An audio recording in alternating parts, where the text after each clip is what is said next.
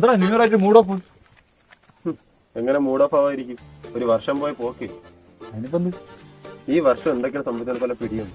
എന്ത് സംഭവിച്ചു?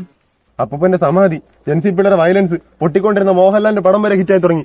നിവിൻ പോളി കമ്പാക്ക് അടിച്ച് പേരലത്തിന് 1 മില്യൺ വ്യൂസ് കിട്ടി. കൂടെ പഠിച്ച പെൺപിള്ളേർക്ക് വരെ കൊച്ചുങ്ങളുണ്ടായോ, കൊച്ചുങ്ങൾ മാമാന്ന് വരെ വിളിച്ചു തുടങ്ങി. താഴെ പഠിച്ച പിള്ളേർക്കും കൊച്ചുങ്ങളുണ്ടായി. അയ്യോ, അയ്യപ്പന്റെ സ്വർണം പോയി, ആരെയൊക്കെ ഭരണവും പോയി. ഒരിക്കലും ഭരണത്തിൽ വല്ലോന്ന് ചോദിച്ചവന്മാർക്ക് വരെ ഭരണം കിട്ടി. അയ്യോ, ഇത്രയും സംഭവങ്ങൾ നടന്നാ? നീ ആദ്യം ആക്കണമല്ലോ.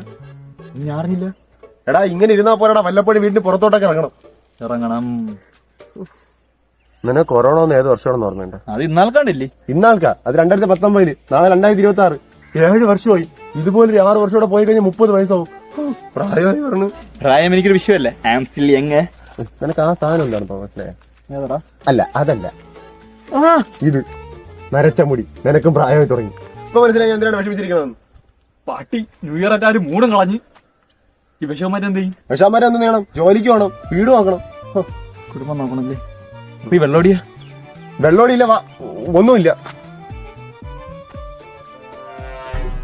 എടാ, അവനെ കണ്ടിട്ട് എന്തോ റോങ് അടിക്കും.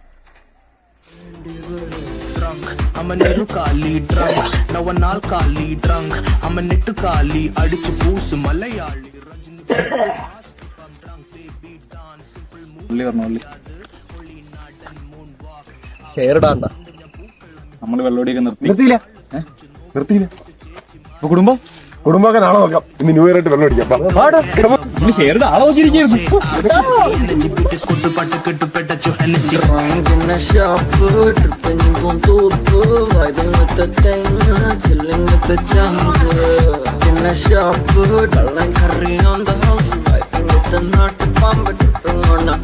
Pato